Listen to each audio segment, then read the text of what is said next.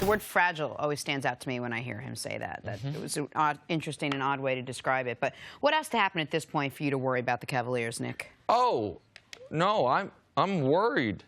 I'm seriously worried about the Cavs. I mean, let's just talk about some other teams in the East first. The Celtics. They're looking like the #1 seed. They've got an MVP candidate at point guard who's as good as anybody in the league in the fourth quarter, and a #3 pick of the draft who's a surprise candidate for Rookie of the Year, the Raptors. Looks like the best Raptors team of this era, with DeMar DeRozan playing at an all-star level. The Bucks are a potential scary 5-6 seed. And the Cavs are staring at LeBron's first losing month since his rookie season. Oh, wait. That's what everyone was saying last January. All of those things. And all of those things are true right now. The Celtics, they're the 1 seed, and they've got this MVP at point guard. The Raptors, this is a scary Raptors team. It's the best team of the era. And the Cavs, they might have a losing month. We'd never seen it before. That's what was going on last January. And people want me to be concerned this January.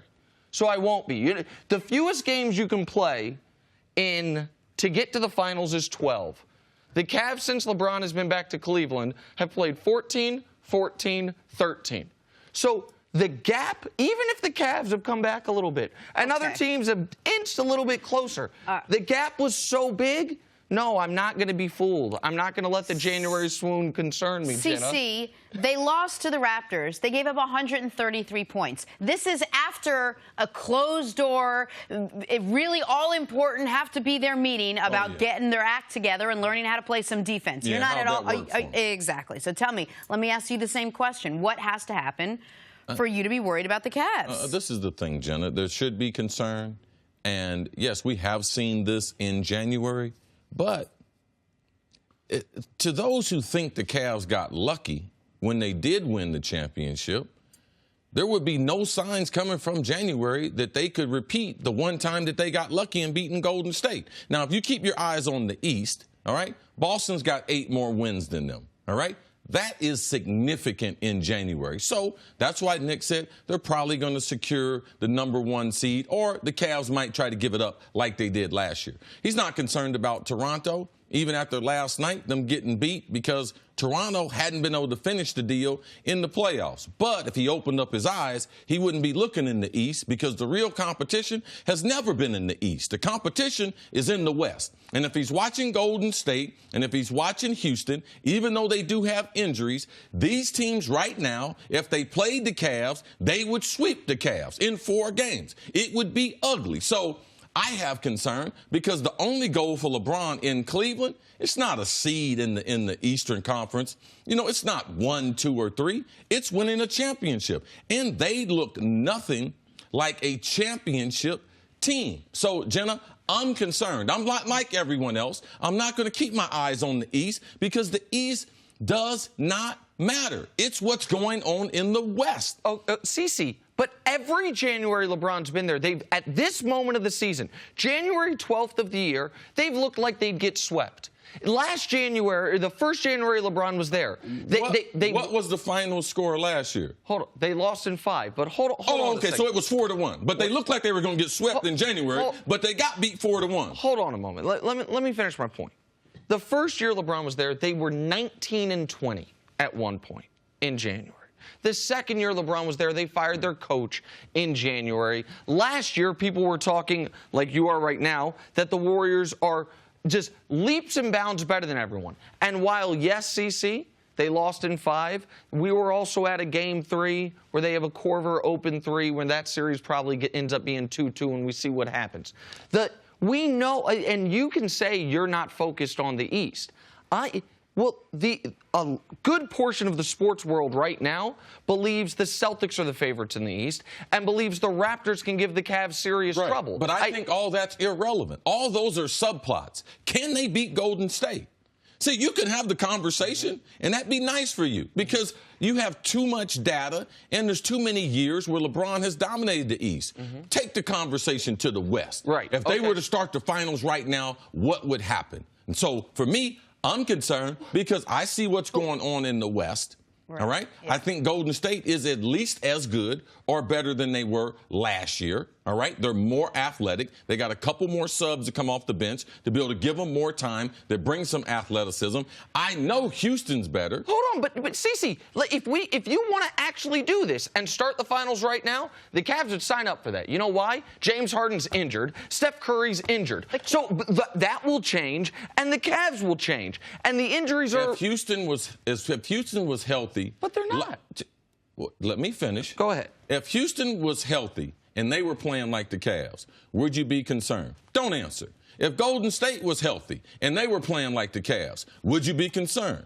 Don't answer, because I know you don't get concerned about nothing. But we would as the general public. So why wouldn't we be concerned about Cleveland? Because there's two extenuating factors. One is... LeBron is different than every other player in the league, and his ability that we've seen to ratchet up his entire team's defensive ability in the postseason, we've seen it year after year after year. That's the first point. The second point is those other teams don't have their second most important player coming back from injury. Isaiah Thomas was 0 of 10 to start the game last night. That is if that's who Isaiah Thomas is the rest of the way, I'll be concerned. I don't believe it will be. What about J.R. Smith not scoring? What about Kevin Love? Was playing his best basketball. Now he's not playing as good. IT's back. Right. Those are real concerns. All right, Nick, so what has to happen now for you to actually be worried about the Cavaliers? Let me be very clear. No, I am concerned. You gotta look at the composition of the Eastern Conference right now. The Celtics looking like the #1 seed. They got a point guard playing at an MVP level who's one of the best players in the league in the fourth quarter. They got a #3 pick of the draft who might win Rookie of the Year. You got the Raptors. Best Raptors team we've seen under Dwayne Casey with DeMar DeRozan playing like an all-star. The Cavs are staring at their first losing month in January, their first losing month since LeBron returned. I'm sorry. Those are all storylines from last January when the Cavs ended up in the finals again, when they rolled through the Eastern Conference playoffs in 13 games, when the minimum you can play is 12 games. So every single thing that applied to them right now applied to them last January. So just so I'm clear, you're not worried. I'm not worried. This is every single time this time of year, December, January-ish, something happens with the Cavs. 3 years ago, LeBron went on his 2-week vacation. 2 years ago, they fired the coach. Last year, there's all the subtweets, and they have a losing month. They've been bad this year. They reeled off that 19-21, and they stopped playing defense. I'm just not concerned, CC. And I'm not concerned, but I can say that LeBron James historian, Nick Wright, he warned us about this. He did tell us that, January is coming. When we were giving all the accolades and props to him in December, he said, watch out now. January, that's not LeBron's thing.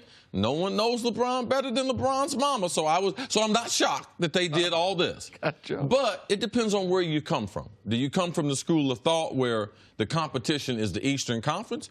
Or do you also look at the rest of the league and look at, wow, what they're doing out west, even though Houston with Harden, he does have a hamstring. Hamstrings do get healthy. Steph Curry, he was lighting the NBA on fire, retwisted his ankle. His ankle will get healthy. If you look to the West, you would have to be concerned about where Cleveland is now, because with LeBron, the only way he went championships is all that we're keeping track of, or MVP. Those are the only things. Right now, after the month he's had, is he questionably the leading candidate for MVP? And they're definitely not the best team in the NBA. So I am concerned, more concerned than Nick, because his goal is to win championships. And they do not look like they would be able to beat the top two teams in the West the way it's currently standing. And it doesn't appear to me as a fatigue thing. It appears to me that they're not sure who's going to play where and what. I mean, before Isaiah Thomas came back, we were talking about how great Kevin Love was looking and everyone was fitting into a position.